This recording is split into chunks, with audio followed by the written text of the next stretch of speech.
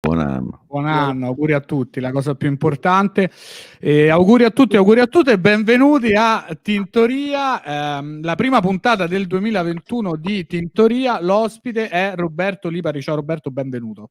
Ciao a tutti, ciao. È un onore per me aprire quest'anno pieno di speranza. Tra l'altro abbiamo chiuso il 2020 con un Roberto e riapriamo il 2021 con un Roberto, vedi? Le circostanze e le ricorrenze della vita sono incredibili. Torna a co-condurre Stefano Rapone, salutiamo anche ciao. Ciao a tutti, ciao Roberto. Tra l'altro avete chiuso con Stefano Rapone a co-condurre e riaprite con Stefano Rapone. Vedi, sono il picone della coppia. Chissà qual è più ficarra e qual è più picone. Senti Roberto, ma forse sono solo io che ti sento piano, ma puoi avvicinare il computer o è un telefono? Sì, no, il cellulare. No, certo, sì, vado. Faccio così, guarda. Ma dove sei? Cioè, è bellissimo, è il salotto di mia mamma. Che salutiamo. Sì, però tutti. No, ma è una stanza che prima della quarantena praticamente era il salotto classico dei monologhi di Cabane, quello che dicono sempre c'è il salotto che non si usa, no? In tutti i monologhi di tutti i saggi monologhisti, e io l'ho detto diamogli un senso, ed è diventato il posto dove faccio tutte le videochiamate, e quindi ha ripreso vita dopo 40 anni il salotto di casa di mia mamma. Beh, siamo felicissimi che abbia ripreso vita anche per Tintoria, la più prestigiosa. Saranno stati contenti a casa di sapere, finalmente fai Tintoria. Sì, sono tutti in salotto che la seguono, perché ho detto di immagino, andiamo fortissimo sulla fascia d'età over 60, proprio è la nostra fascia demografica di punta. Tra l'altro mi piace molto il salotto perché mi ricorda quello dei miei, cioè proprio forse il salotto dei genitori è fatto in questa maniera, perché è la stessa carta da parati, anche i quadri hanno quella cornice dorata, Poi, i presepi, mia madre ha un presepe in tutte le forme, tutto l'anno, presepi e rosari. Poi qua ho tutti gli accessori per le videochiamate. Ben, io quando mi annoio una videochiamata uso questa. E poi vedi, è utilissima. Bellissima. C'hai tutti gli accessori e poi smetto di fare polemica, tranne delle cuffie con il microfono. poi ho finito con la polemica audio. Voglio anche io la maschera di Lipari, cioè non la mia, quella tua, così quando mi annoio metto la faccia tua e tutti vedono te. E io dico oggi a co-condurre c'è Roberto Lipari e poi vado avanti. Il ficarra Esattamente. Allora Roberto, io apro ogni puntata dicendo come ho conosciuto l'ospite, solo che noi ci siamo conosciuti fisicamente la prima volta, correggimi se sbaglio, a Fiano Romano. Sì, per preparare battute. Esatto, che non ho mai fatto. Che sì, sei apparso, no, solo le prove alla fine hai fatto. Sì, infatti Ben in casa mi ha definito il comico che fa solo le prove dei programmi, perché poi un'altra volta ho avuto la stessa esperienza. Io spesso faccio solo le prove e poi un secondo prima di iniziare me ne vado. Sì, no, però è stata un'esperienza bella perché ho conosciuto di persona sia Stefano che Daniele e Valerio Londini e tutta la comarca della strada. Quindi per me anche quei giorni di prova hanno avuto un senso. Poi da lì ci siamo divisi perché io avevo la promozione del film.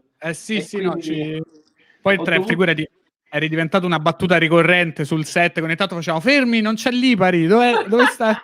Ogni giorno facciamo Lipari per la foto, fermi tutti, non c'è Lipari, interrompete tutto. Comunque c'avevamo anche il cartellino col nome, Lipari, era tutto pronto e poi invece tu c'hai la promozione del film e quindi non si poteva fare. Sì, c'era gente che non aveva il cartellino e c'era quello di Lipari. Sì, ogni tanto girava sta cosa perché arrivavano nuovi volti e quindi dategli quello di Lipari, allora facciamo finta, tu sei Lipari. E questo chiaramente quando metti insieme per 2 mesi 50 comici, le minchiate si sparano a go-go. Senti, allora io volevo aprire un po', poi io cerco sempre di impostare la puntata il meno a intervista possibile, però c'è una cosa proprio curiosa della tua carriera, cioè nel senso tu hai, diciamo, cominciato il primo passo in avanti grande, non hai cominciato così, ma il primo passo verso, se posso permettermi, il successo è stato vincere Eccezionale Veramente. Esatto, Eccezionale Veramente, che era un talent di comicità sulla 7, E qua devo confessarti che quando ce lo proposero a me, a Stefano e anche ai nostri colleghi, noi proprio snob, a dire ma ti pare che vado a fare un talent di comicità, ti pare che mi vado a dare in pasto a dei giudici e sta gente chi è, non ha senso fare talent di comicità. E io ancora penso, e poi voglio chiederti la tua, che non abbia senso fare talent sulla comicità a meno che tu non li vinca. In quel caso ha molto senso. Quindi ti volevo chiedere com'è stata tutta l'esperienza eccezionale veramente, in realtà, perché appunto io da fuori dicevo ah no, una follia, però com'è andare a fare un talent dove tu c'è un talent di comicità per la televisione? Allora, innanzitutto confermo che non ha senso fare un talent sulla comicità. Cioè io ti dico oggi che avevate ragione. E detto questo, a me è andata di culo e quindi va bene così. Però la comicità non dovrebbe essere soggetta a giudizio, soprattutto di 4 persone che, per quanto di comicità ne masticano, ovviamente comicità differenti, e anche Lucarelli, devo essere onesto, una di quelle che ne capiva forse di quella moderna, era quella che aveva più capacità, più modalità di carpire alcune cose. Diego era legato al classico, Paolo era più sul cazzeggione, diciamo, come giusto, che il motivo per cui erano lì. Però non è giusto che la comicità venga messa a giudizio in genere, perché io penso a alcuni, cioè sono a vedersi Capezzo, lo spettacolo di... non mi viene, scusate il nome. Vici Domini. Domini, e c'è chi non lo potrà capire mai, e c'è chi invece lo potrà. Quindi la comicità è giusto che non venga messa a giudizio. Detto questo, io in quel momento avevo 25 anni, non avevo niente da perdere, e probabilmente meno male che ero così, perché mi sono buttato, ma soprattutto io non potevo mai pensare di vincere. Nessuno pensava che potesse vincere un monologhista, perché essendo una produzione Colorado, l'idea era di fare vincere un classico meccanismo da Colorado, quindi personaggio e tormentone, per dirci, che era la cosa che io non sono mai riuscito a fare nella mia vita. E poi in realtà poi per me è stata... Io venivo, tra l'altro dico una cosa, io venivo da... Tutti i provini mi scartavano, non so a voi, ma perché mi dicevano il monologhista una volta, oramai, non so se a voi sta cosa per anni, poi è cambiata perché è arrivata la stand-up, però prima la stand-up era monologhista, basta, non so perché basta. E quindi io praticamente a un certo punto facevo l'autore, io ho fatto l'autore per altri comici fino alla Vittoria Eccezionale, lavoravo come autore, perché avevo detto, il monologhista non si... Mi avevano non preso a un talent che si chiamava Il Boss dei Comici, non so se l'avete mai visto. Aspetta, mi ricordo qualcosa, cos'era? Ne avevamo sentito parlare, che cos'era? Il Boss dei Comici è praticamente il fatto che sia nato malissimo sulla 7 ha fatto nascere Eccezionale veramente. Era un talent creato dai creatori di Made in Sud, dove c'erano delle scelte stilistiche di dubbio gusto, tipo chiamarlo il boss dei comici, con tutto il rispetto. Sì, ma quello che veniva eliminato, l'immagine, questa cosa sembra un monologo di Rapone, l'immagine veniva coperta dal cemento, quello che veniva. Non sto scherzando. Quindi c'erano delle scelte che erano veramente un po' così. E andò malissimo. E a me non mi presero, perché lì io mi inceppai al provino. Quindi per me già solo il fatto di aver fatto un provino buono ero felice, perché c'era Cirilli, eccetera. Poi là è stata una cosa incredibile, perché poi dopo la prima puntata tutti dicevano devo vincere io, fino a quando è uscita la notizia che il talent avevano costruito per farmi vincere. È nato una teoria complottista su di me, dice su un macello. Però l'esperienza è stata bellissima, devo dire, è come se avessi la stanza dello spirito e del tempo, è come se avessi fatto 100 serate, perché ho superato tantissimi miei dubbi, non so. Poi io tra l'altro vengo dalla Sicilia, dove per vincere qualunque serata devi parlare in dialetto, se no soffri tantissimo. E quindi per me già il fatto di andare a parlare in italiano sembra una stupidaggine, però per me era una battaglia incredibile. Quindi è stato tutto un'avventura pazzesca. Ovviamente dico che la rifarei, ma condivido sul fatto che la comicità non deve essere messa a giudizio. Poi secondo me, per dire, Stefano è uno che poteva funzionare in 3 minuti, però conoscendo tipo Daniele in 3 minuti ti sacrificano. Cioè non è detto che il meccanismo di Eccezionale premiava, per esempio, io i monologhi li imposto tutti, faccio un setup e punch subito, quasi di continuo, però, e quindi per 3 minuti va bene. Ma chi ha bisogno di un ragionamento Eccezionale veniva massacrato. Sì. Io considero che ai tempi di Eccezionale, che era tipo il secondo anno, terzo anno che mi esibivo, a me servivano 3 minuti per arrivare alla prima risata. Cioè, pure nei monologhi di Comedy Central, da 5 minuti io la prima risata ce l'avevo al minuto 3. Quindi Eccezionale veramente io mi sarei fatto 3 minuti di silenzio e poi dicevo, beh, grazie Daniele. Però Puoi andare. la seconda puntata si ride. Esatto. Ma senti, tra l'altro la cosa che poi noi ci eravamo chiusi a vedere, non tanto quelli bravi, perché poi i comici hanno questo gusto macabro, però noi mentre facevamo Natural Born Comedians, la seconda edizione ci mettevamo in albergo a dire andiamoci a vedere i monologhi brutti di Eccezionale veramente, così per sentirci matti, capito? E una delle cose che però con cui empatizzavamo con le persone che andavano male è che comunque sia come format, cioè proprio la struttura della stanza in cui tu devi fare dello studio era brutale, perché se non ricordo male c'è il palco, poi il vuoto con il tavolo dei giudici e poi dietro ancora il pubblico. Quindi comunque sia, le telecamere, le cose, sti giudici davanti, cioè proprio fisicamente è più difficile far ridere così. E tu là, cioè tu là il pezzo lo fai per i giudici o per il pubblico?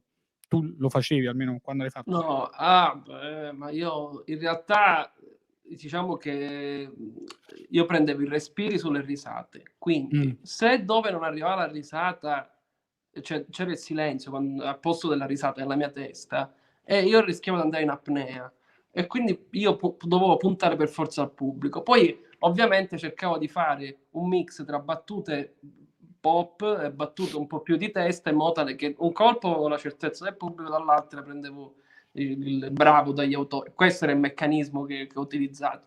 Però ti dico che poi ho fatto la seconda edizione io, che l'abbiamo vista io e Paolo Ruffini. Ma la conducevi, mi sa? Esatto. Eri al posto di Cirilli. Pensa tu, che carriera incredibile, da esordiente il nuovo Cirilli in un anno. Tra l'altro devo dirti che Cirilli era veramente un papà per tutti, dal punto di vista umano. Cirilli è una persona meravigliosa. Però non ho fatto Cirilli, c'era Facchinetti che conduceva e io facevo dietro le quinte, e poi a fine puntata, che era la parte che mi piaceva di più, facevo un monologone senza timer, che era la cosa più bella che mi potevano regalare. E io lì credo di aver ci ho fatto i monologhi più belli, perché poi a Colorado dovevo fare un compromesso con la prima serata di Italia 1, quindi certi temi non li potevo fare. Però mi ricordo la puntata Eccezionale, io feci tutto un monologo su Stefano Cucchi, chi me lo doveva, cioè, quindi io lì è il momento in cui mi sono potuto esprimere la seconda edizione. Purtroppo non la vedevo un cazzo di nessuno, questo è il problema grande di quella cosa. Però nonostante questo, dovermi esibire da quella posizione del palco, come lo descrivi tu, che era comunque fastidiosa anche se non eri in gara, cioè, era comunque una cosa, perché il pubblico è lontanissimo. Tra l'altro, una cosa che non sapete, le registrazioni d'eccezione duravano 6 ore. Madonna, il che vuol dire che gli ultimi scaletta, cioè il pubblico potevi essere pure, non lo so, potesse essere pure Louis C.K., ma io non ti odiavo perché eri l'ennesimo comico. Quindi e cosa facevano? I più forti li mettevano in fondo. Quindi io ho fatto tutta la prima edizione, la prima edizione da concorrente in fondo. L'edizione da conduttore ero dopo che si esibivano tutti, quindi facevo esibizione alle 2 di notte, una cosa mamma mia, massacrante, sì. Ma scusa, ma chi l'ha vinto il secondo Eccezionale? Chi è il vincitore? Bella domanda. No, bella domanda è il duo che l'ha vinto. E questa mia gag merita penso un plauso per aver fatto questa gag meravigliosa. No, erano 2 ragazzi che facevano una comicità surrealissima. Si chiamano veramente Bella Domanda? Bella domanda, sì. Incredibile.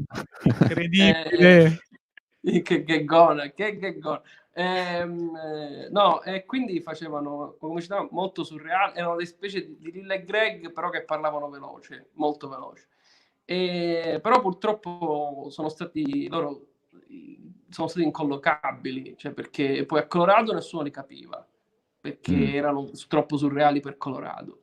A livello cinematografico la coppia è difficile, a meno che non facciano i protagonisti, collocarli da qualche parte, e quindi a differenza mia, che ero solo, è più facile da mettere un po' ovunque, come tappabuco, co-conduttore, qualcosa, ma diciamo che il contratto che ho vinto me l'hanno fatto fare. Con loro è stato un po' più complicato e quindi sono spariti, tra l'altro. Li salutiamo. Perché poi il premio era un contratto Da 100.000 euro, cioè no, era 100.000 euro in contratti. Noi ci ricordavamo che già là diciamo qui c'è una fregatura dietro, perché 100.000 euro sono in soldi, non in contratti. Io voglio vedere 100.000 euro in euro, per l'appunto. Erano 100.000 euro, cioè io dovevo lavorare per guadagnare 100.000 euro, che per un siciliano è la cosa più brutta del mondo. Datemi i soldi in nero, organizziamo niente. E quindi io mi hanno pagato attraverso 2 edizioni di Colorado, un'edizione di Eccezione Veramente e la partecipazione a un film che è Classe Z. E quindi con 4 passaggi hanno coperto, diciamo, questi famosi contratti. Sì. Tra l'altro, e invece questo quindi scombina un po' le cose, perché io pensavo che Tutto a Posto, il film che hai fatto, di cui poi volevo parlare, pensavo che Tutto a Posto fosse stato poi il prodotto di quella roba lì. Cioè... No, anzi Tutto a Posto mi è dispiaciuto perché io nella Colorado mi sono trovato benissimo. E cioè io di solito quando parlo al mondo dello spettacolo non vede l'ora di dirgli quello è uno stronzo. Io nella mia vita per fortuna ne ho incontrati pochi e quindi però poi il progetto che di Tutto a Posto era più giusto come linea editoriale farlo con Ficarra e Picone, quindi con la Trump, e io sono uscito dalla Colorado per fare Tutto a Posto, quindi anzi Tutto a Posto è proprio il momento in cui lo spartiacque della mia carriera, in cui vado dall'altra parte, quindi è scritto. Allora su questa cosa c'ho un sacco di domande, cioè come arrivi a fare Tutto a Posto? Cioè ti hanno visto quelli della Trump, diciamo Ficarra e Picone, che salutiamo, Ficarra e Picone, i Tinti e il Rapone di Sicilia li chiamano. Sì, da noi sì. Esatto. No, ma... Cioè ti hanno visto, hanno detto questo è bravo, già ti conoscevano, hanno detto facciamoli fare un film, cioè nel senso l'hai scritto tu Tutto a Posto o l'hai solo recitato? No, allora, Salvo Ficarra, che sarebbe il Tinti siciliano, aveva già fatto la regia del mio spettacolo dopo che avevo vinto Eccezionale il primo anno. Quindi con Salvo già ci conoscevamo. E poi mi hanno detto se tu hai un'idea per un film, noi saremmo interessati, Salvo e Valentino sarebbero interessati a produrlo. Io ho detto certo che ho l'idea senza averla. Bravo, perché già sapevi come si lavora in questo business, devi sempre dire certo, tutte le idee che volete datemi una settimana. E quindi mi sono messi a lavorare all'idea insieme alla persona con cui scrivo ormai da 3 anni a questa parte, che è Ignazio Rosato, che è un autore, che salutiamo Ignazio, che è il Lancia di Sicilia, non so se e poi con Roberto Anelli, che in realtà è il musicista che mi accompagna, però una rock band comica, e lui è il Vazzanicchi di Sicilia. Sì. E quindi ci siamo messi a pensare a un'idea, e fino a quando è venuta fuori l'idea Tutto a Posto. Poi si è unito un quarto sceneggiatore che è Paolo Pintacuda, che salutiamo, Paolone, Paolo. Che oggi fa il compleanno, tra l'altro. Allora tanti auguri Paolo. Tanti auguri Paolo. E quindi poi da lì, da 4 mani, è nato lo sviluppo compresa le mie 2, quindi 2 per 4, 8 mani. 8 mani. È nata la sceneggiatura Tutto a Posto, e anche con, diciamo, la supervisione di Salvo e Valentino, e poi è nato il film, ecco. E tu invece di recitare in un film ce l'avevi sempre avuta la velleità? Perché guarda, ti dico la verità, io l'ho visto ieri, ho detto viene Roberto, fammi vedere se lo trovo, e per chi lo volesse vedere sta su Sky On Demand, se ve lo trovate, io ho messo Sky Go, l'ho trovato molto molto carino. Avevo chiaramente i miei dubbi, perché potevano benissimo non esserlo, nel senso, ho tanti film che vengono prodotti così, potevano, invece è molto bello, quindi andatelo a vedere, perché io l'ho trovato piacevolissimo. Questo, pubblicità però sincera. Grazie. Io non faccio pubblicità non sincere in questo podcast. Io non l'ho ancora visto, non vorrei sembrare, se non dico niente, non vorrei sembrare che io invece sono in disaccordo con lui, non l'ho ancora visto, quindi appena mi faccio Sky pure io me lo vedo.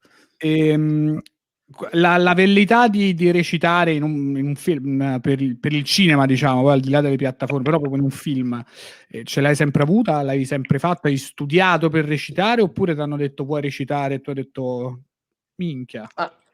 Allora, guarda, sì, in realtà no, non ho studiato. mi piacerebbe dirlo perché avrei voluto farlo, avrei dovuto probabilmente farlo, però no, ho sempre fatto io, anche se ho recitato in compagnie teatrali, però sempre legato alla comicità, ho sempre fatto comicità, io sono, penso come voi, un nerdone di comicità, ho mangiato libri, ho visto spettacoli, e tutto quello che faccio viene da quel mondo lì. Poi in realtà recitare in un film ti aiuta perché non è recitare in teatro, cioè il meccanismo è essere più verosimile possibile, quindi più il personaggio l'ho disegnato su di me, quindi dovevo fare me stesso. E quindi questo ti aiuta un po' a non fare vedere tutte quelle falle, che la differenza infatti tra un grande attore è che Favino ti può fare chiunque, però per dire io potrò fare probabilmente qualcosa che assomiglia sempre a Roberto Lippi. E quindi mi ci sono buttato anche lì, mi hanno detto di fare un filmetto certo senza avere l'idea di come si facesse. Ho fatto quella piccola esperienza classe Z che c'era Antonio Catania, Preziosi, quindi ho cercato un po' di rubare il mestiere da quelli più bravi di me, però da qua a dire che di essere un attore, ma assolutamente no. Però mi diverte, è divertentissimo, anche perché io ho avuto la fortuna, grazie a Figaro e Picone, di partecipare a tutte le fasi del film. Io ero sul set, al montaggio, in promozione, quindi io come se ho fatto anche lì un corso accelerato. Io ho guardato, quando vai al montaggio capisci come certi cani possono sembrare dei fenomeni, dipende come la monti, cosa gli monti, e così mi sono salvato anche, e quindi nel film io sono accettabile pure perché mi sono tagliato le parti in cui facevo schifo. Che comunque il lavoro è anche quello. Senti, ma ho una domanda, perché io mai recitato, però mi immagino al momento in cui dici ok, adesso recita in un film, quando poi stai sul set e fanno azione, non c'è il momento in cui ti cacchi addosso e pensi, mo si accorgono che non so recitare e faccio una figura di me, cioè proprio che sul set ti dicono stop, Roberto, che stai facendo? E tu fai tipo, sto recitando, e fanno, no, ma guarda, questo non è recitare, cioè non c'è quella paura. Sì, no, devo essere onesto, è qui il regista Gianni Costantino, che è lo storico aiuto regista di Ficarra e Piccone, e lui è stato, che salutiamo Gianni, lui è stato veramente... John. Lui mi ha messo a suo agio, a mio agio, sì, a suo agio, vabbè, perché mi ha detto vai, fai tu. Tu fai conto che abbiamo girato in 5 settimane il film, quindi è un film low cost, abbiamo corso tanto, però abbiamo girato non so quante ore, perché lui, siccome si divertiva a vedere che cazzo inventavo io, finito il Chuck, non mi chiamava mai lo stop. Proprio perché voleva che io fossi nel mio parco di divertimento, quindi finiva la scena e io continuavo a dire cose. L'attore, fino a quando non chiama stop il regista, deve tenere il gioco, e quindi io ho dei ritagli, per esempio io e Friscia, che facciamo 10 minuti di sketch sul nulla, però questo devo dire grazie perché il regista non mi ha mai cazziato, anzi mi ha sempre detto, e quindi io mi sono veramente divertito, ecco. È stato molto terapeutico fare il film, non ho subito, anche perché io poi mi vedevo in camera e dicevo cazzo funziona, quindi è stato tutto così, molto bello. Quindi un regista dal volto umano, diciamo. Sì. I titoli, questi sono i titoli alla oggi chi è Esatto. visto. Sì, Rapone è il titolista di tante testate italiane. Beh, questo non bello. si doveva sapere, ma invece... Ma quindi quelle parti improvvisate le avete tenute, alcune, oppure... Alcune sì. Una per esempio io cado, io Daniele l'ha visto ieri, quindi se lo ricordo, io cado da una sdraio e dico... lui mi fa buonanotte, dico buonanotte a minchia, per dire.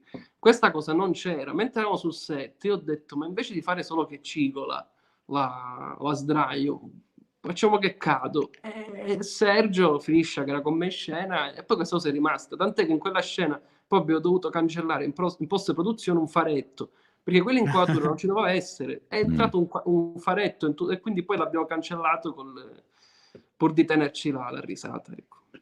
Bellissimo. Senti, ma adesso, cioè, questa cosa, hai fatto un film, perché tu ti consideri comico alla base, non Sì, attore. sì. Ma voglio essere considerato...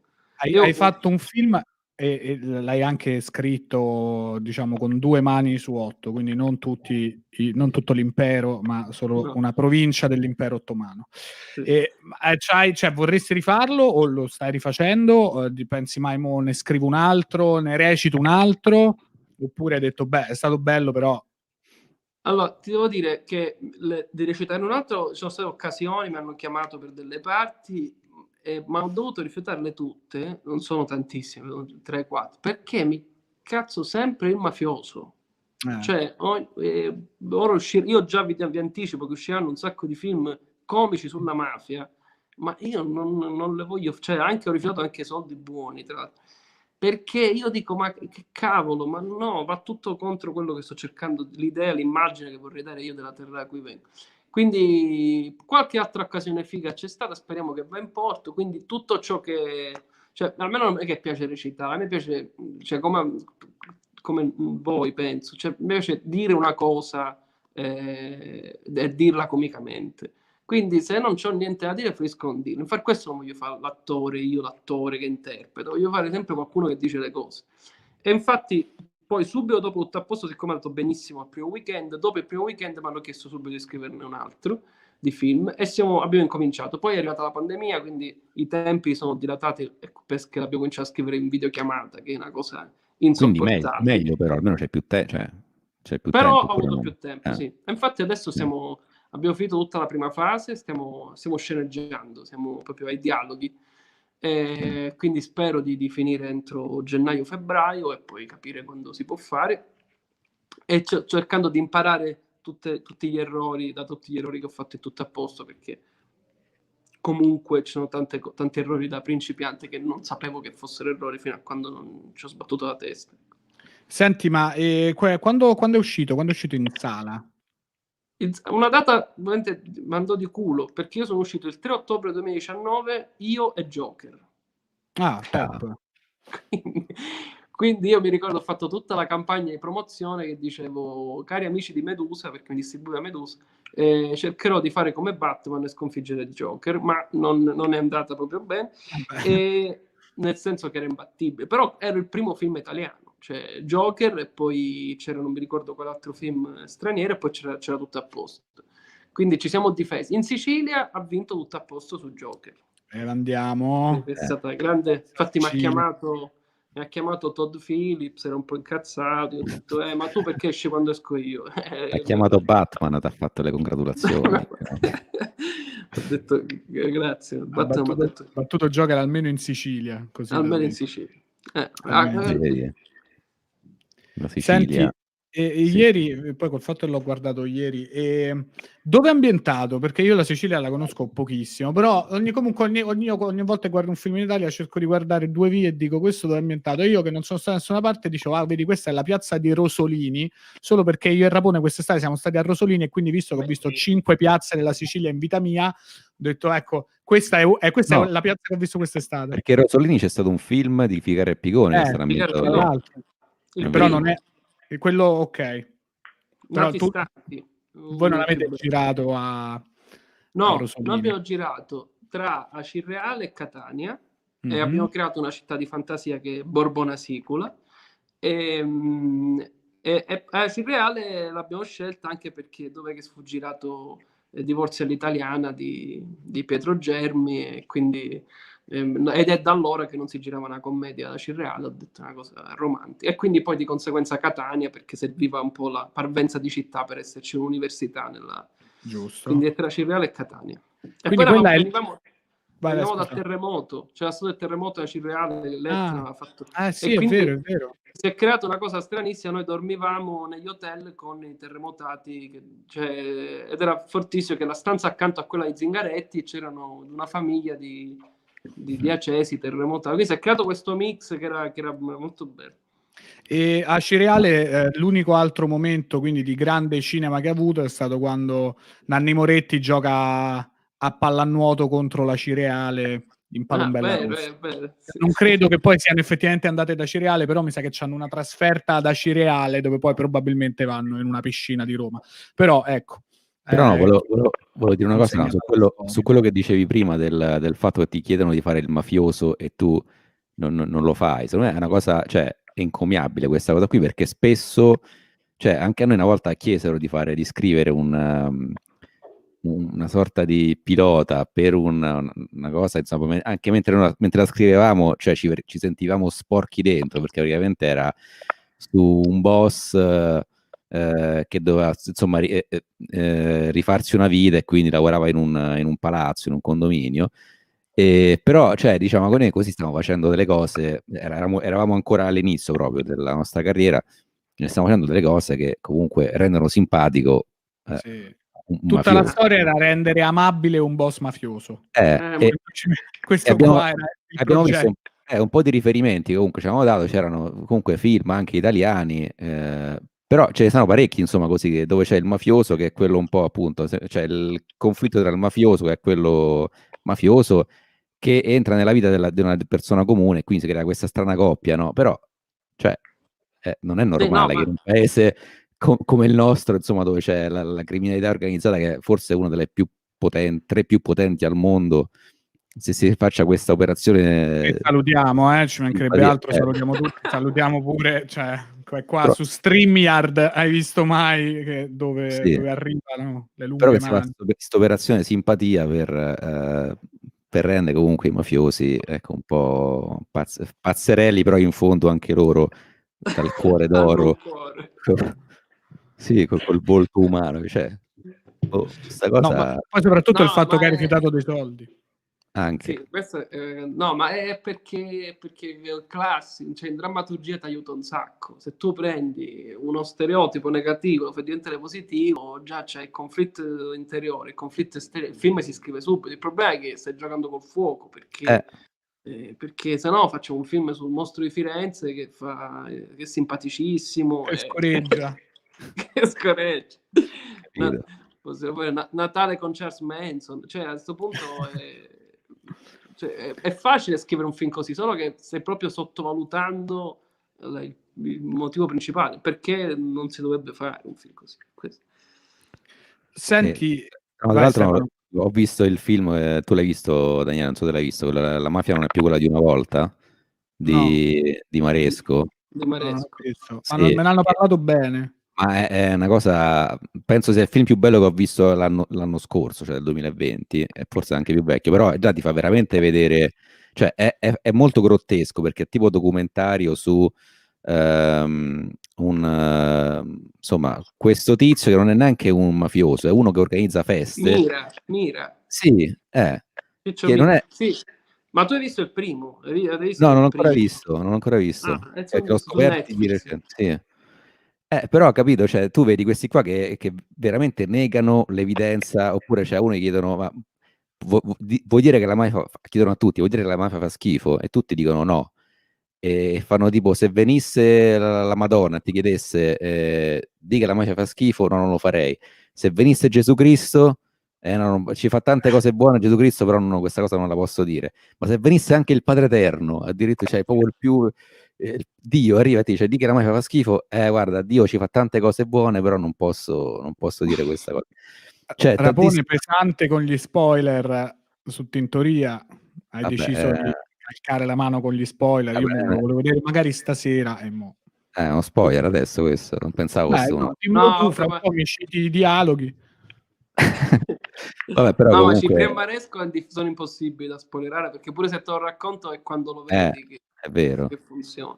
Sì, ma in realtà io quando presentò, lui è venuto all'Orto Botanico a Palermo a presentare il film, che tra l'altro è introvabile perché ha avuto dei problemi per una citazione su Mattarella, mette un dubbio sull'omicidio Mattarella e quindi è stato avuto è su Prime adesso, su Amazon Prime. Adesso su Prime, ma non lo sapevo. Sì. E lui è venuto e diciamo una cosa che veramente a volte ti fa pensare. Dice, quanti film sono stati fatti contro la mafia? Se qualche film ha cambiato qualcosa? E lui partiva da questa domanda che un po' ti mette tristezza, perché ti fa sembrare inutili tutti quei...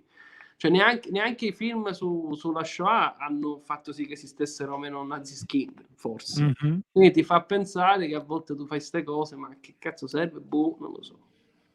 Però una cosa che poi di cui parlavamo anche a volte mi sa con Tinti su questa cosa, cioè che tipo in Italia, ma questa faccio un po' di populismo, in Italia c'è comunque paese appunto con una delle più importanti mafie nel mondo, non c'è mai un politico che parla contro la mafia, cioè in generale, cioè nel programma politico di nessuno c'è mai questa cosa come priorità. No, in realtà sì, in realtà Però dico a c'è. livello di A propaganda, livello cioè, nazionale c'è un punto, in tutti i partiti c'hanno sempre uno dei punti che è lotta alla lotta alla mafia. mafia, Lotta dici. alla Però, E mafia, quello sì. però comunque ce lo non devi. è, però non esce mai, diciamo, nei dibattiti, quando si fa campagna elettorale, così, non c'è, almeno a Roma, nel senso, a livello nazionale, forse a livello più locale sì. No, qui Boh, sì, tutti parlano di lotta alla mafia, ma è come diceva Sciascia, sono i professionisti dell'antimafia, cioè fare antimafia diventa uno sport fine a se stesso in cui in realtà non combatti la mafia, ma prendi consenso perché dici di essere contro. E lo disse Sciascia 50 anni fa, e questa cosa, cioè, è pieno di gente che lotta alla mafia, ma è collusa con la mafia. Quindi in realtà purtroppo la verità è che sarà difficile. Ieri ho visto la puntata di Report per dire che è stata agghiacciante perché ha collegato la strage di Bologna con le stragi di Capaci, dicendo che avevano un filo conduttore nell'App2, i carabinieri del Ross che facevano le trattative con Torrina. Cioè, viviamo in un paese in cui purtroppo la mafia si è insidiata così bene che non riesci più a capire qual è la mafia e qual è lo Stato, tante da andare in confusione, e quindi quando uno dello Stato dice che è contro la mafia a volte non sa neanche quello che sta dicendo, oppure lo sa e quindi sta mentendo. Poi ci sono eccezioni, Falcone, Borsellino, Chi è vivo, Nino Di Matteo, tanti altri che lottano contro la mafia veramente, o che hanno lottato. Però poi, cioè, io ragazzi, la verità è che in un momento di crisi come quello del Covid, nei quartieri o nelle persone, comunque non voglio fare, diciamo, il classista, però si sono rivolte alla malavita perché dava la soluzione che lo Stato non poteva dare. certo. Quindi poi alla fine sarà così sempre, ogni volta che andremo giù l'antistato risorge. Quindi però è paradosso che devi fare il film del comico, il cazzo che diventa un mafioso comico che fa perché se lo fa De Niro quando ha fatto Boss sotto stress, sono i gangster americani, era una presa per il culo, perché però ora penso che i tempi siano un po' diversi, andiamo avanti. Quella era anche la mia critica a Gomorra, la serie scritta da Saviano, che la prima stagione è capolavoro perché è proprio, fa vedere i camorristi e dici minchia, terrificante, agghiacciante. La seconda stagione era un posto al sole coi camorristi, cioè cominciava a fare papà tu mi devi rispettare perché mo tengo a creatura pure io, tieni a creatura, no madonna, io mi sono innamorato e dico sì, ma a me non me ne frega niente di vedere una sitcom con i camorristi, a me me ne frega, che poi si riprende, mi ha detto Rapone. No, io non l'ho l'ho mollata perché dico a me non me ne frega niente del male d'amore, sono innamorato di questa, ma sono sposato con questa, dei camorristi. Io voglio vedere, se mi fai una serie sulla camorra, voglio vedere la camorra nella sua integrità, nella sua in quanto mi fa paura e in quanto mi mette cose. Anche secondo me la seconda stagione di Gomorra pecca di questa cosa che sembrava veramente Friends però con le pistole e il napoletano. No, però quello non l'ho finita neanche io, mi sa, Gomorra, però mi ricordo che comunque c'era questa cosa che non ti potevi identificare con nessuno, perché anche quando cominciavi un po' a, diciamo, identificarti con qualcuno, quello faceva, tipo ammazzava un bambino, capito? Quindi no, quindi c'era sempre Non qualcosa avevi che... il tempo. Dici, ma io sono un po' come... No, non sono capito? come lui. Quindi, Però la seconda quello... stagione invece secondo me diventa troppo romantica. Io la mollai per questo motivo. Poi Roberto Saviano, amico di Tintoria, figuriamoci. A volte ho fatto il suo sosia a New York, insomma, in dei momenti un po' delicati, questo non lo dovrei dire, ma a volte lavoro come decoy, cioè mandano avanti me e se nessuno mi spara poi passa Roberto. Quindi figurati un amico. Però ecco, la seconda stagione di Gomorra secondo me pecca un po'. Mi Comunque c'è un piace lo commento... spirito di Tintoria perché è in contemporanea amica della mafia, ma è amica anche di Roberto Saviano. Tintoria, hai colto bene la caratteristica di Tintoria, non avere nemici. Non esistono nemici di Tintoria, forse qualche podcast minore italiano, ma insomma, Muschio Selvaggio sono i nostri nemici. La vera mafia è esatto, il vero problema di questo paese sono Fedez e Luis Sall. Finalmente qualcuno l'ha detto, sono contento che l'abbia detto tu. C'è un commento che dice comunque Rapone ha descritto il film Un boss in salotto di Papaleo. Sì, è quello a cui mi riferivo, effettivamente. Salutiamo Papaleo e salutiamo i salotti che già abbiamo salutato. Esatto, però effettivamente è così, cioè rendi simpatico un boss e quindi è eticamente sbagliato, secondo me. L'ho pure visto io Un boss in salotto, vedi? Vedi, mo mi sono ricordato mo che hai detto questa cosa. Vabbè, come io sono tornato che a un certo punto Popolizio che fa Benito, Mussolini, a un certo punto io mi stavo simpatico Mussolini certo, che comunque era simpatico. Questo, altra cosa, Tintoria non ha nemici e strizza l'occhio. No.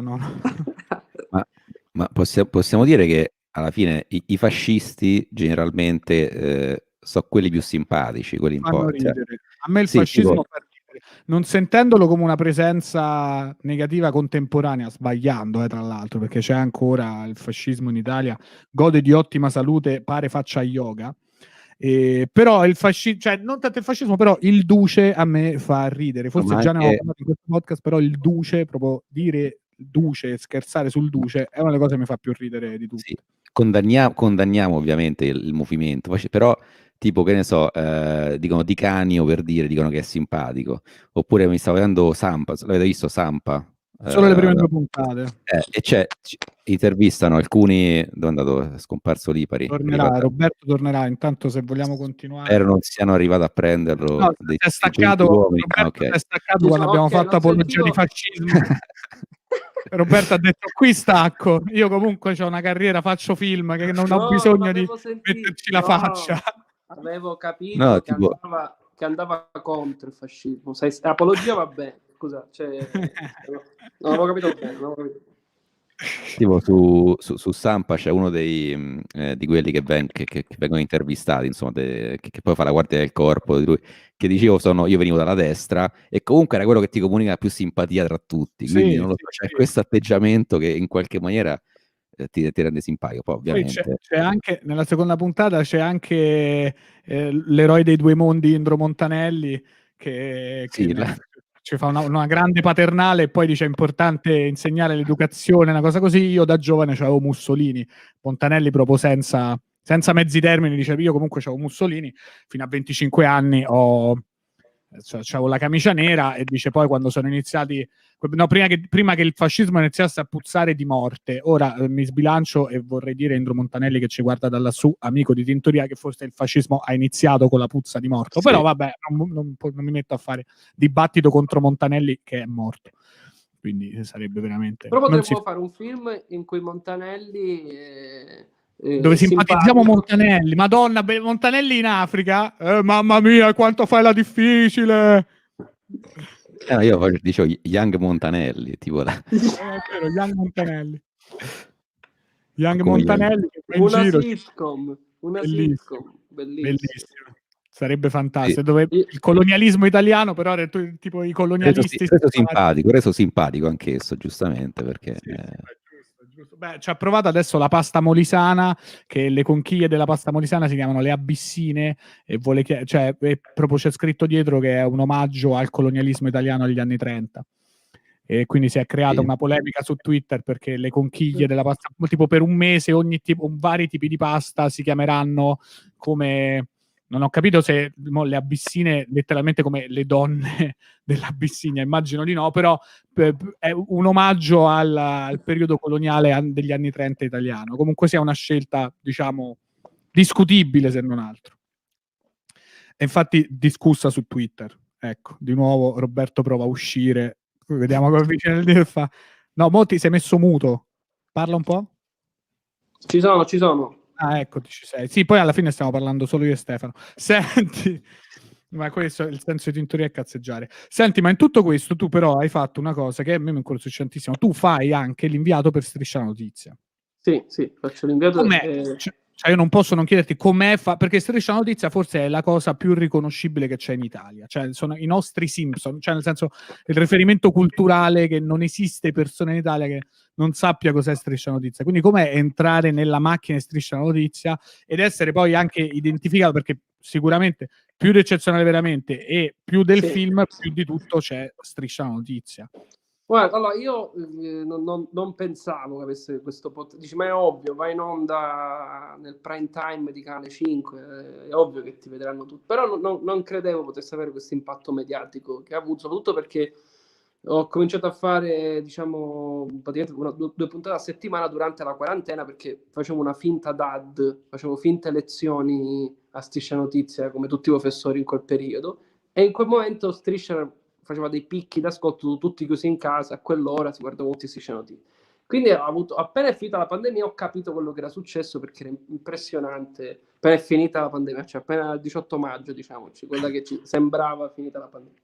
E ho capito, quindi questo poi mi ha cambiato la vita, perché la gente più che altro è convinta sempre che io abbia una telecamera addosso, quindi mi fanno lo scontrino al panificio, si fermano allo stop, cose che non avevo. Anch'io ho usato una volta, ho bevuto mezza birra, mi ferma una volante della polizia e mi ha fatto il tirometro, e allora lì io me la sono giocato, ho detto complimenti a gente, lei non lo sa, ma qui nel cruscotto è tutto microcamere e stiamo facendo un servizio per vedere se funzionano bene gli etilometri. Complimenti, perché funzionano benissimo. Andrà in onda il servizio. Dopo che mi ha sequestrato la patente, ho capito che questo gioco, innanzitutto non si deve mai bere prima di mettersi alla guida, questo lo dico a tutti gli ascoltatori, e poi questo gioco non si può fare con la polizia, meglio con i carabinieri. Questa è la cosa loro, perché sono grandi fan di Canale 5, mentre la polizia è più a sorpresa Mondo Rai, a sorpresa Rai 3. I poliziotti sono tutti perché è statale, giustamente, perché è lo Stato, quindi giustamente anche no, i colori. Comunque veramente è molto strano perché mi ferma gente che onestamente non pensavo potesse fermare. Ti ferma chiunque, perché Striscia lo vede chiunque, quindi poi la cosa più divertente è stata quando sono andato a Napoli, dove nessuno azzeccava chi ero. Mi hanno detto Capitan Ventosa, Capitan Ventosa, no. Poi il massimo è stato Gerry Scotti, che ancora oggi hanno detto Gerry Scotti. Mi hanno detto Gerry Scotti. Quindi è sicuramente e tu hai detto sì, so io, tu hai mantenuto il gioco, giustamente, sì. Certo. No, io faccio le foto con tutti senza mai contraddire. Vabbè, quella storica è Teresa Mannino, che lì non me la sono mai spiegata, come che mi hanno detto Teresa Mannino, ma me la gioco da questa volta. Vabbè, anche quando ho vinto eccezionale veramente, hanno detto tu sei quello che ha vinto eccezionalmente, che è terribile come frase, perché sembra che non dovevo vincere lì. Quindi no, e comunque quindi ti rende popolare, sicuramente popolare.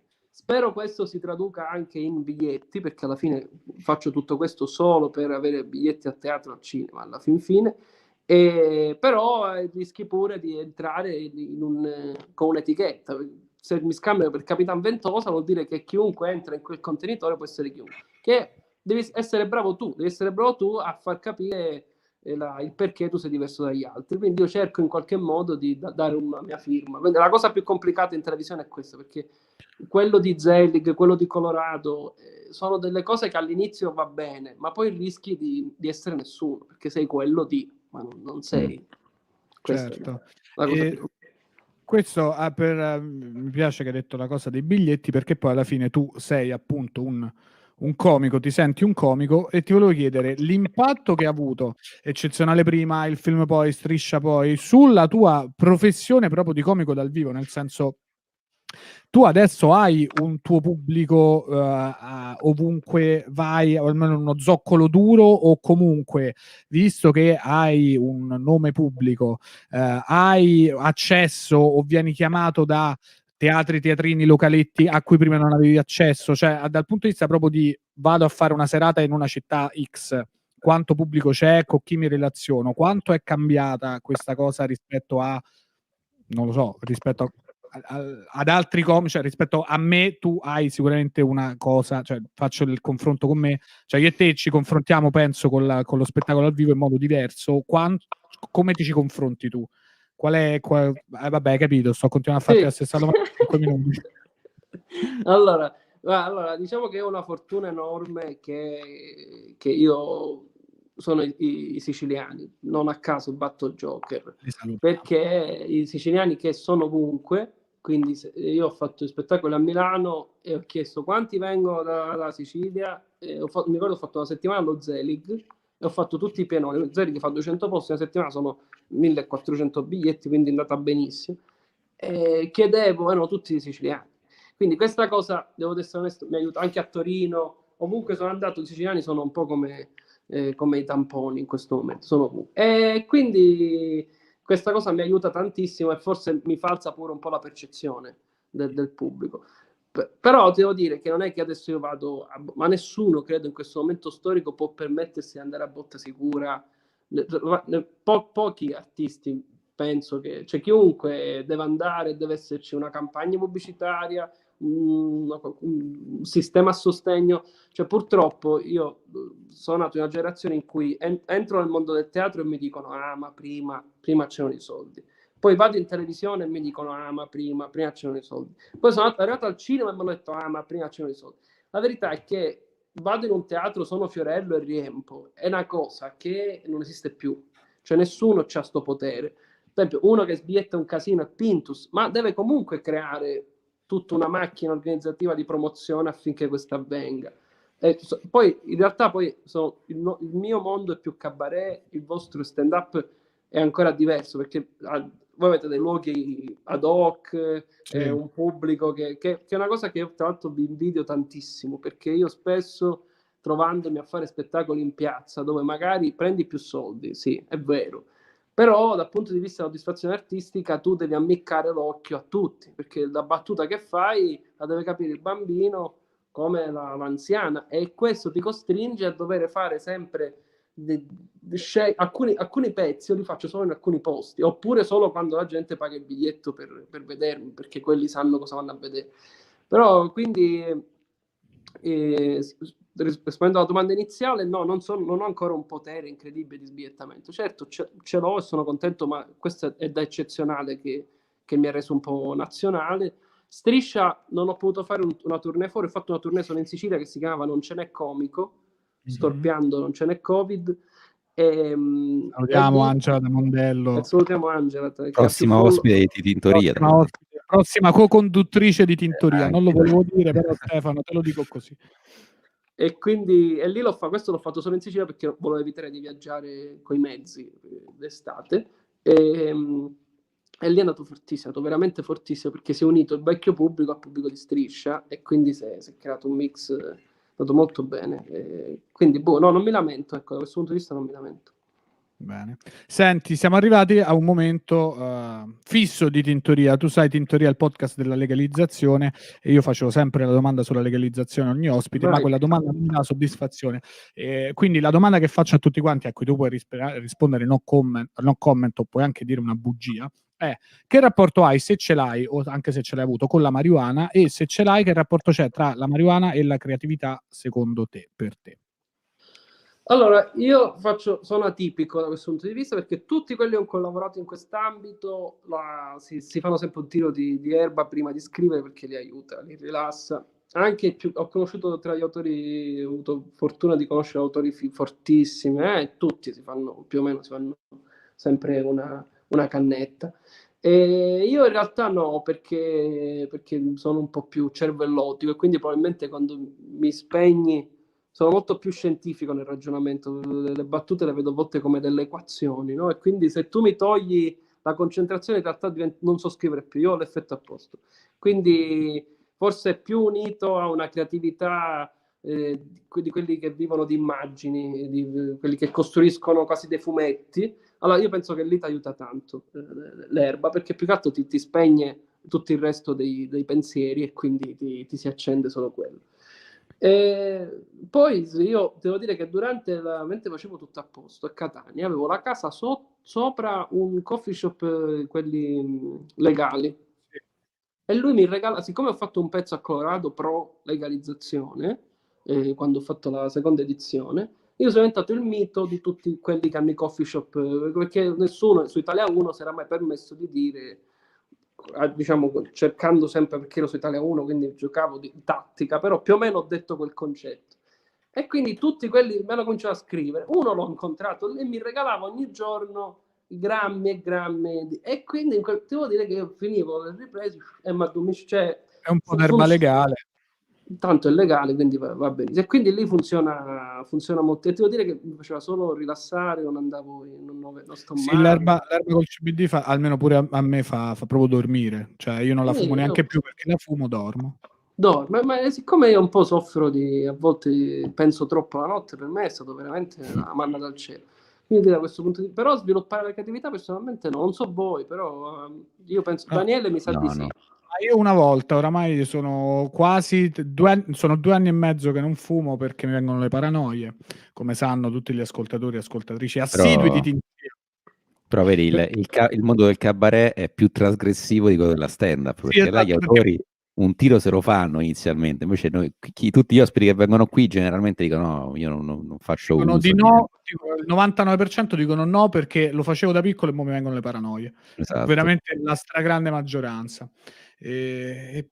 Alcuni che fumano hanno mentito e hanno detto no, non fumo perché c'hanno cazzi nella vita privata e giustamente non vogliono dire che fumano. Quindi il Davvero? risultato è che sì, da quando chiedo chi è Ah, che se fumi o no, il 99% degli ospiti ha risposto no. ma quindi ho vissuto una menzogna io in tutti Sì, sì, queste settimane. la sai che pure, la questi- sai pure. È arrivato allora l'altro momento no, fisso, che no. è quello delle domande dal pubblico. Vai. Quindi Stefano invita i nostri ospiti. Pubblico, fate domande. Hai capito? Avete capito Sì, tutto sì, da soli. Io ho sbagliato tutto, però avete capito tutto. Siete bravissimi, ragazzi. per, Questo 2001 per sarà Roberto straordinario. Ipari. Tu intanto leggi, ma quindi io intanto ti parlo io, ma quindi striscia, cioè fare l'inviato com'è? Fare l'inviato di striscia? Allora, io ho iniziato a fare l'inviato classicone, no? Il primo servizio che ho fatto col ministero, col ministro della difesa, e quindi lì proprio a fare gli agguati è una sofferenza, ragazzi. Un mestiere veramente, veramente pesante perché tu stai lì ora a non fare un cavolo, a aspettare che quello esce. È gente Madonna. che è una cosa terribile. Poi per fortuna sono riuscito a fare i pezzi, che era fare i monologhi, in qualche modo ora adesso quest'anno faccio il negazionista, cioè vado in giro raccogliendo tesi, cioè invento una tesi negazionista e raccolgo firme per dire se ce l'ho fatta io, figurati alla tesi negazionista a cui credi tu. E quindi Sì. per prenderli in giro, e questo mi diverte tanto perché io non ci potevo, cioè sono andato veramente a Messina, davanti allo stretto di Messina, io dicevo alla gente vedete, la Sicilia è attaccata alla Calabria, ma non ce lo dicono. E la gente firmava. Io dicevo, ma perché? Ma io, semplicemente perché ero la televisione, quindi loro firmavano. E questa cosa mi ha riempito di haters, cioè veramente vogliono uccidere tutti i negazionisti complotti, i Novax, perché ora me la sono presa con i Novax, perché ho fatto i non-at che non vogliono vivere il Natale perché dentro i regali non sai quello che c'è dentro. E mi hanno massacrato tu e quindi però quest'anno mi sto proprio divertendo un sacco. Io devo dire, all'inizio l'impatto è stato perché era un altro mestiere, io sto su un palco con un microfono, scrivo battute, le dico, non c'entrava niente fare l'inviato. Ogni tanto lo faccio, mi è capitato di farlo ogni tanto qualche servizio, però ho centellinato, quindi è uno sport duro che io infatti stimo veramente gli Staffelli, Ghione che lo fanno da 30 anni, chapeau, perché per me è una sofferenza immane fare l'inviato. Sì, anche perché tu vieni da un'altra, c'è un altro background, adesso non so Jimmy Ghione, però non penso facesse. No, certo, tu dici hai fatto Eh. tutt'altro nella vita, sì, Sì, no, sì, quindi è chiaro che ti trovi. Ma anche perché però, tu ti carichi, ti prepari la battuta, gliela devi sì, dire al ministro della difesa, ma lì non riesci a trovare e non gliela dici, certo. dici ma vaffanculo che cazzo ho perso 3 ore a pensare a sta cosa, non gliela fa, una cosa è terribile, è terribile. Però è più una cosa, forse più tipo Iene quello che fai tu, mi pare, capisci? È una roba più alla Iene, forse? Ma Cioè ora il. adesso faccio una cosa che no, non so se le Iene, sì, forse, non lo so. Cioè, mi dà più l'idea, cioè, sentito così raccontarmi perché non l'ho visto, Non quindi le- No, io quest'anno ho fatto questa rubrica perché Richard ha detto fatti venire un'idea sui negazionisti. E allora mi sono messo con Ignazio Rosato, abbiamo cominciato a pensare, è venuta quest'idea di dire se io raccolgo 100 firme con una tesi assurda, dico che stai attento, cioè sto dicendo che se lo dicevo da solo era un minchione, se lo diciamo in 100 è una tesi sì, rispettabile, che è la tesi che dicono tutti quelli che sostengono Soros, sì, sì, sì. 5G, cazzo deve. E quindi questa cosa poi ha dato il via. Poi ogni puntata ha una collaborazione, per dire, la prima puntata c'era il sindaco di Messina che diceva io l'ho sempre saputo, però infatti il Grillo quando ha attraversato lo stretto toccava. E poi abbiamo fatto, che ne so, ho raccolto le firme perché per dire che Babbo Natale in realtà la leggenda era non stava in Lapponia ma stava a Napoli, e aveva una falsa intervista di Giobbe Covatta che diceva: io dovevo fare il film in cui svelavo la verità ma i poteri forti, e la gente firma. Quindi, poi Giovanni Muciaccia da Agrigento gli ho fatto dire che lui ha ricostruito i templi con la vinilica e la gente ha firmato. Ma come fai? E quindi qualunque è ovvio che qualcuno mi manda a fanculo e io monto solamente gli altri, ma è inutile che lo dico, ma è palese che faccio questo gioco. Però è incredibile, viviamo veramente nell'epoca in cui la distinzione tra verità e falso è veramente sottilissima. Però devo dire, questo è un uso intelligente dello spazio che c'è su Striscia la Notizia, secondo me. Cioè, piuttosto che fare il servizio stupido in cui fai vedere gli errori dei politici che sbagliano a leggere o dei giornalisti che sbagliano, cioè, questa è una cosa forse già un po' più pensata, secondo me. Secondo me è giusto che ci sia tutto, perché non puoi neanche Sì. dettare tutto quello che c'è stato. Cioè, io immagino che anche quando se ne andrà da questo mondo Emilio Fede, sopravviverà. Certo, quello sì. Cioè, penso che quella cosa non vivrà più di lui. Quindi è giusto fare un mix, e secondo me faccio parte di quella voglia di rinnovare, che ci sarà un motivo se Striscia dura da, non so, 33 anni, perché ogni tanto ha saputo alcune cose. Sì. Certo, sono delle cose che sembra di rivedere gli anni '80, lo so, ma ne sono consapevole, c'è una scelta proprio studiata, non è una cosa, un errore. Sì. Ma tra l'altro poi dico questa cosa, poi lascio le domande. E tu, io sono stato, tu ci sei stato sicuramente, sono stato agli studi di Striscia la Notizia, ma sono una cosa spettacolare, cioè perché non è che c'è, tu pensi, no, Barbara D'Urso è potente a Mediaset, ma lei ha uno studio normale come tutti gli altri. Striscia c'ha uno studio dedicato a forma di tendone da circo con tutti i gabibbi affacciati dal tetto. C'è il museo. Si entra nella bocca del gabibbo e c'è un museo all'interno che è composto da quanti, forse 2000 tipo schermi così del cellulare, così piccoli, con tutte le puntate di Striscia la Notizia che vanno in loop dalla prima, tipo penso a quella, all'ultima girata, non lo so, e con tutto, insomma, c'è tipo una colonna con tutte le denunce che hanno avuto negli ultimi anni. Ci sono anch'io, perché mi hanno querelato me e Ricci perché ho fatto un monologo contro il Dipartimento, a proposito, unendo tutto contro il DAP, per amministrazione penitenziaria. Quando scarceravano i boss, vi ricordate, durante la pandemia scarceravano i boss con 41 bis, e io spiegai a Striscia con un monologo comico, o almeno presunto tale, spiegavo il meccanismo di come era accaduto tutto questo. E il capo del dipartimento che faceva scarcerare i boss, diciamo, detta in soldoni, ora devo stare attento perché già mi hanno querelato, che Besentini ha querelato me e Ricci, e per adesso c'è un processo in corso. Che è una cosa che sul web, perché io sul web ho sempre sparato su tutti, diciamo, ho sempre fatto battute pesanti su chiunque, veramente al limite della denuncia contro Feltri, contro tutti. Ma non mi era mai successo. Invece ho capito la potenza di Striscia la Notizia, e anche può essere un boomerang, perché mi è arrivata per la prima volta nella mia vita, ho dovuto andare in tribunale. Tra l'altro la battuta era DAP, adesso non vuol dire più direzione di amministrazione penitenziaria, vuol dire dai, andate padrini, una cosa del genere. E poi vabbè, suggerivo delle nuove fiction quando uscivano tutti i boss, potevano fare su Rai 1 Don Matteo Messina Denaro. Questa è una bella battuta. Per questo mi sono beccato la querela. Ma senti, quando vieni, immagino, però chiedo, quando vieni denunciato per aver fatto una cosa su Striscia, ti difende Striscia? Sì, mi difende Striscia. Meno male, perché se no è un no, bagno di sangue. certo. No, nessuno direbbe più niente. Allora, vado con alcune delle domande. Roberto, non pensi che per noi meridionali la comicità territoriale diventi un po' una gabbia? Sì, io guarda, c'è tantissimo, ci sono dei nomi, io dico Toti e Totino. Tu dici, ma chi caspita sono? No, Totti e Totino, scusate, chiedo scusa. Totti e Totino in Sicilia sono conosciuti quanto Ficarra e Picò.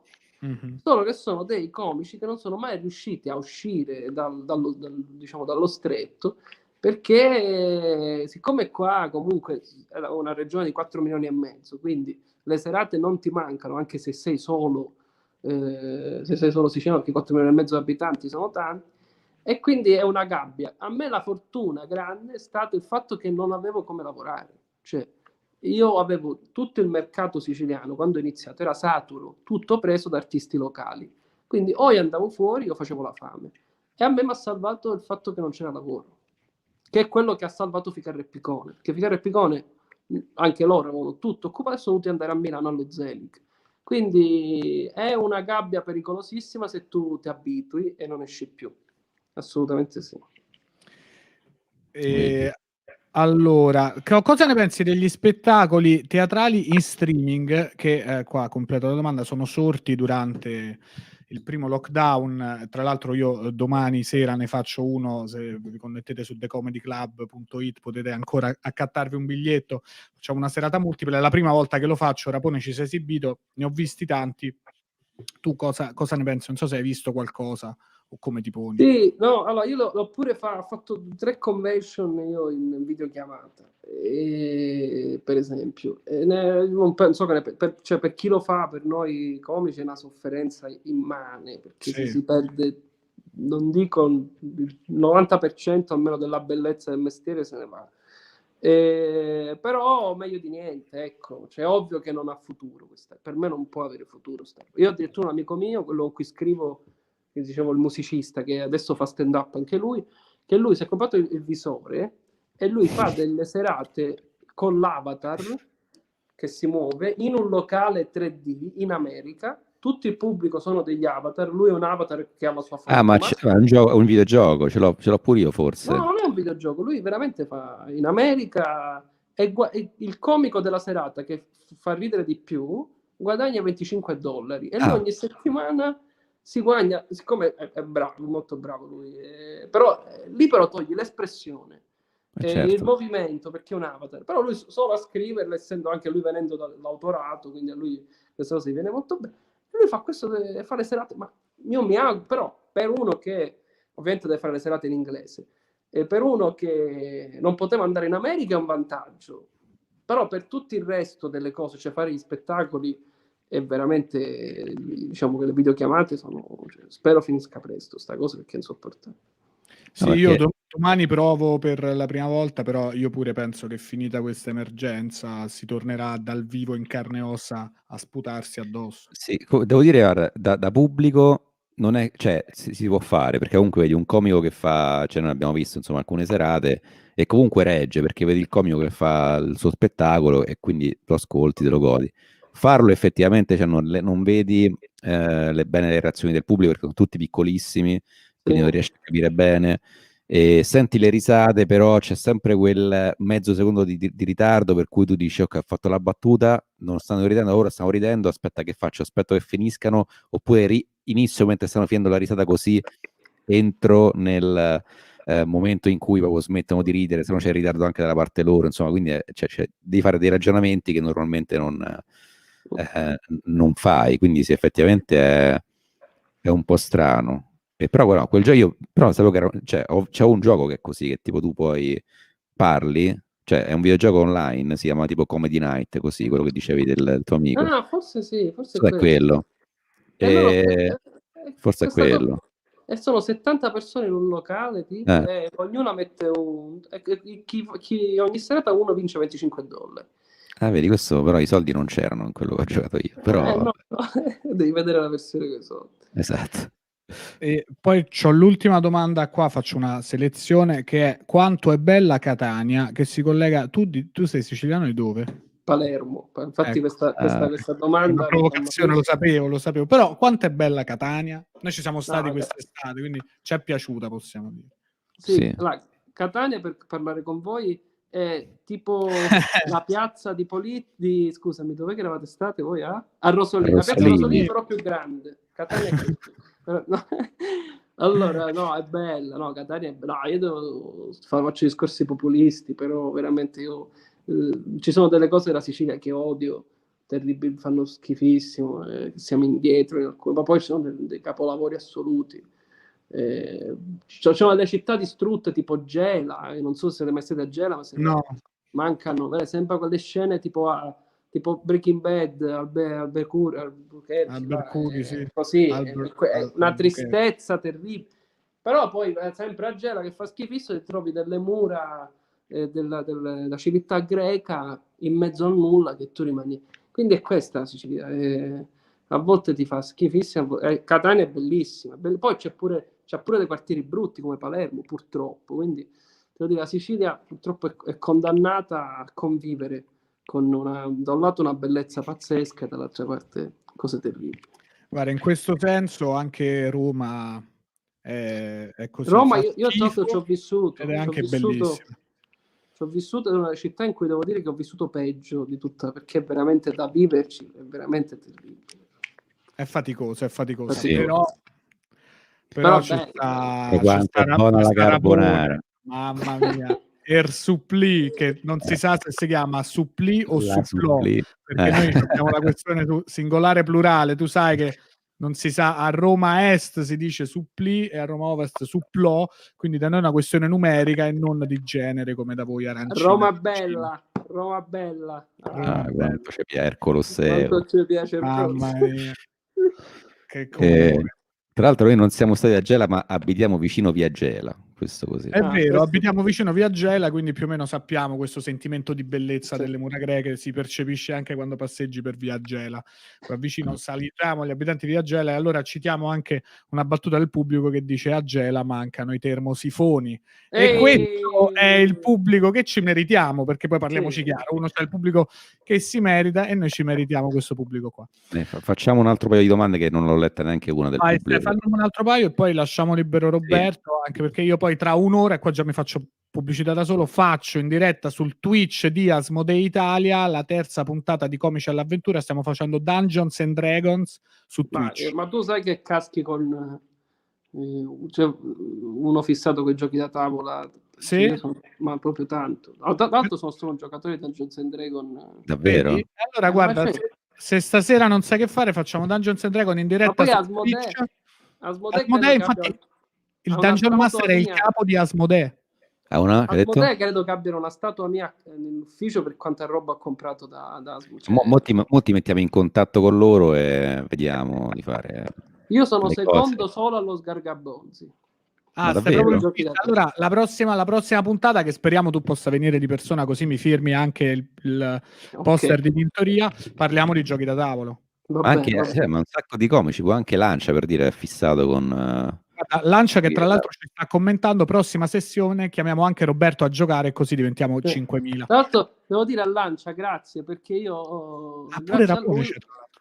ho comprato Black Orchestra perché l'ho visto in un suo post. No, sto dicendo i cazzi miei, vabbè, scusate. No, ci sta. Tintoria bisogna usare tintoria per uso personale, questo è il mio sogno migliore. Allora la prossima puntata la facciamo e parliamo tutto il tempo di giochi da tavolo e giochi di ruolo.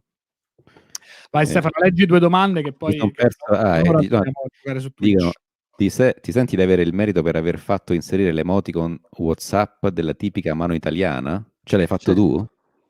Io ho fatto un video che devo dirvi tristemente l'ha passato anche pomeriggio 5, quindi questo è un po' non è bello. E tra l'altro la Barbarossa ha detto: ringraziamo il nostro comico salernitano, non so che cazzo, vabbè.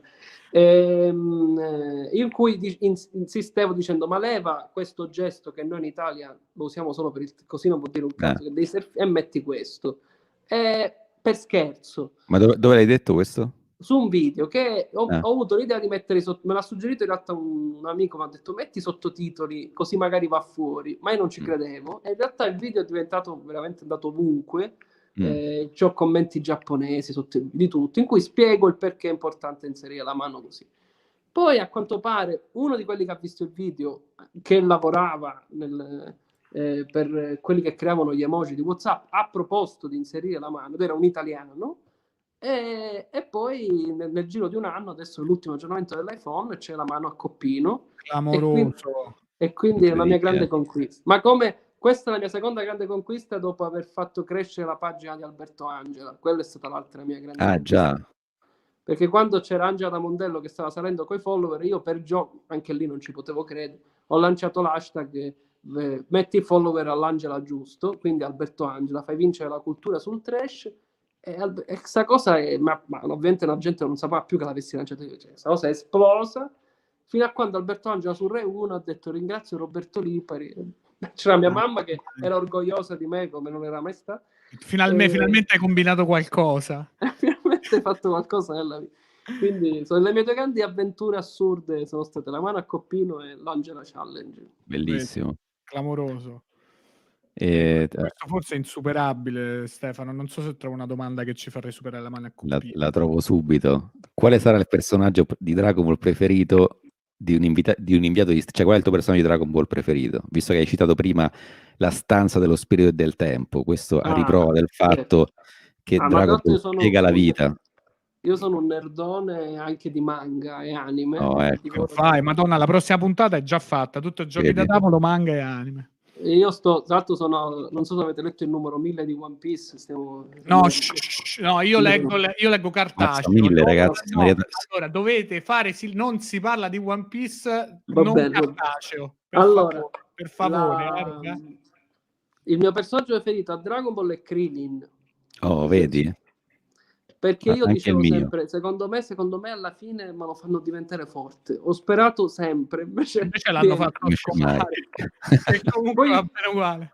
Gli sono cresciuti i capelli, è diventato ancora più scarso, non so perché. Era un personaggio scritto malissimo, se ci pensate. Cioè, fino a non è vero. Non sono d'accordo. Stefano accetta che ci sono delle falle in Dragon. Ma fino a Dragon Ball Z, e lui, perché fino a Freezer funziona. Poi a un certo punto fino a C18 anzi funziona. Poi il personaggio chiaramente non sapevano più che fare e quindi lo mettono lì con i capelli lunghi, non sanno che cazzo fargli fare. Però sono sempre stato affezionato a Krillin da quando ha sconfitto un tizio perché lui era senza naso e non sentiva la sua puzza. Da lì mi sono innamorato. Allora, io penso, quando in una delle puntate di riempimento dell'anime, quando Krillin tipo si innamora da bambino, di cioè da piccolo ancora, di una bona che poi invece pensa solo ai soldi e lui vanno tipo sott'acqua a recuperare un diamante e poi lei alla fine lo lascia. Io ho pianto da bambino quando lei l'ha lasciato. Mi ricordo a casa al mare, sono andato a casa e piangevo per Krillin, ho detto ma può essere, avevo 7 anni, in lacrime per Krillin mollato da questa ragazza. E poi la cosa bella è che da allora ti sei rasato in onore a Krillin. Esatto, infatti mi faccio fare un'operazione al naso, me lo faccio togliere, così posso sconfiggere personaggi puzzolenti. Stefano, come si chiama quel personaggio che puzza? Perché non me lo ricordo. Bacterian. Grazie Stefano. Mamma mia, molto preparato Rapone. Bene, forse su Bacterian chiudiamo la puntata. Roberto, grazie mille, invitiamo tutti a guardarsi. Tra l'altro tutto a posto sta su Sky On Demand, ma c'è un limite di tempo, quindi allora, Sky siccome l'ha coprodotto ovviamente penso fino a ottobre 2021 ha i diritti d'esclusiva, poi dopo andrà sulle piattaforme, penso fa Amazon e poi Netflix. Quindi, ma spero che per allora già abbia finito di girare l'altro, così vengo a parlare dell'altro e tutto a posto, diventa solo una promozione del prossimo film, ecco. E dai, allora grazie mille Roberto, grazie mille Stefano e ringrazio anche tutti quelli che ci hanno seguito. Noi ci vediamo alla prossima puntata. Ciao. Ci vediamo stasera su quel canale di Twitch che diceva prima.